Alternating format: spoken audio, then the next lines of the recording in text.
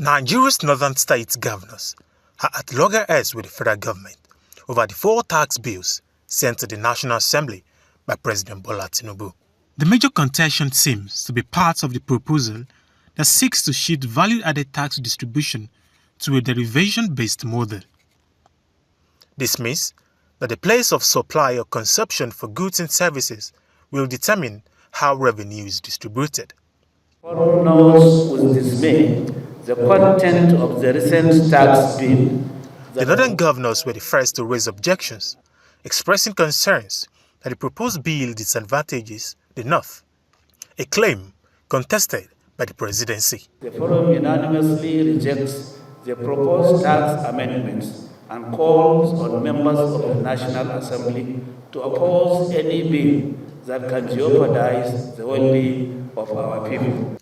Few days after, the National Economic Council, headed by the Vice President Kashim Shettima and comprising 36 state governors, joined the chorus, urging the withdrawal of the bill for further consultation.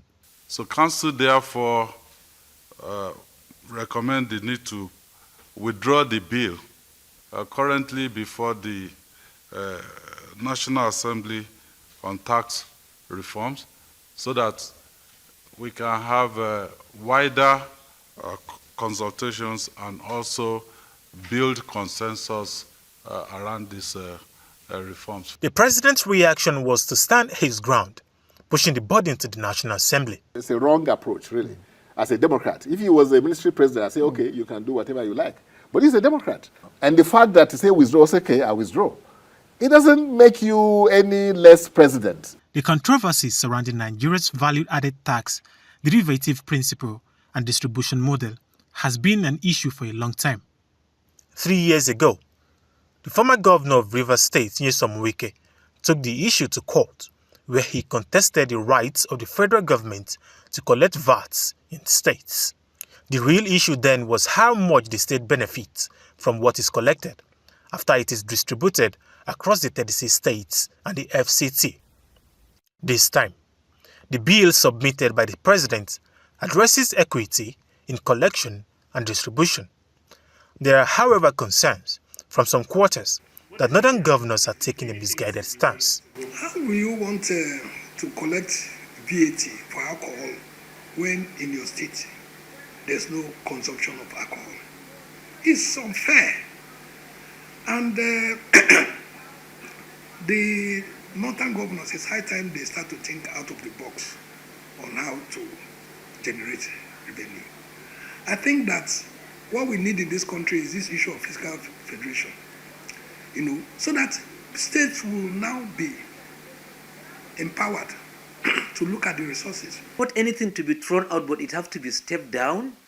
Sadiq Umar Gombe, the Deputy Director General of the Northern Elders Forum, in an interview with AIT, stresses that fairness should be a top priority in any policy the president implements, as he advocates balanced decision-making that considers the interests of all regions. It has to be rejected, where all interests will be encompassed, all interests will be looked fairly, justly, and equitably, so that all aspects is not just about the north. Even if there are areas that infringe of some southern states or some southern zones that have issues with some aspect of the bill, we have to look into them. The Lagos state alone generated 821. Some will argue it's because of the proactive nature of the state. It's not true. But because there are infrastructural development where Lagos was developed by the national resources, we need fairness in the distribution of wealth in the country. We have made experts look at it. At the end of the day, we will just become consumers or onlookers in the Federation of Nigeria. And we are urging our leader, our president, and indeed all leaders to look at it holistically, so that at the end of the day, we will not have cause to have blood pressure, especially those of us that are not manufacturing. Economic expert Steve Nwachukwu suggests that the proposed VAT derivation-based model presents a golden opportunity for governors to boost efforts and attract more investment to their states. As a nation, if we must grow, we must embrace this very principle of derivation.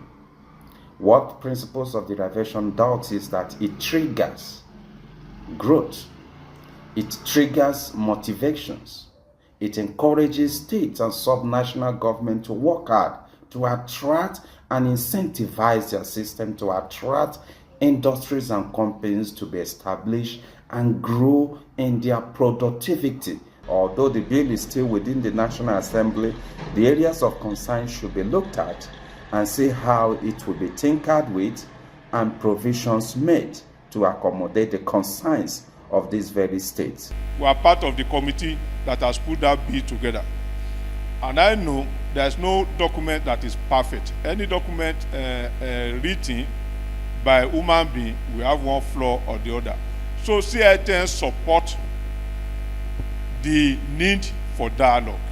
To clarify the controversy around this new model, Taiwo Oyedele, chairman of the Fiscal Policy and Tax Reforms Committee, on his X handle, said the proposed reform aims to create a fairer tax system, noting that it considers the place of supply or consumption for goods and services, whether zero-rated, exempt, or taxable.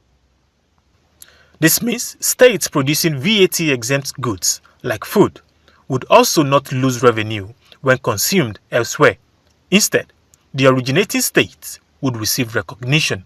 The issue is that it is not targeted at North, because it's also confirmed that most of these products are also consumed in the North. So irrespective of the formula that is going to be shared, it's going to be shared to the North accordingly, especially because we can determine how much is consumed from there. And with automation and everything we are doing, FIS is deploying e-invoicing presently that even will help to capture more of this VAT. This principle also applies to services like telecommunications, where VAT distribution should reflect location of subscribers for fair distribution of the revenue. Although the proposed model for value-added tax is seen as a bold move towards achieving fiscal equities in Nigeria, this move also comes with its own set of challenges.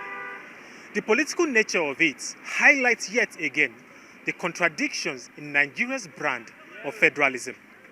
But as it is now, the president's resistance to the Northern governor's demand means the National Assembly will now be the next battleground. Olamide Ariyo, AIT News, Abuja.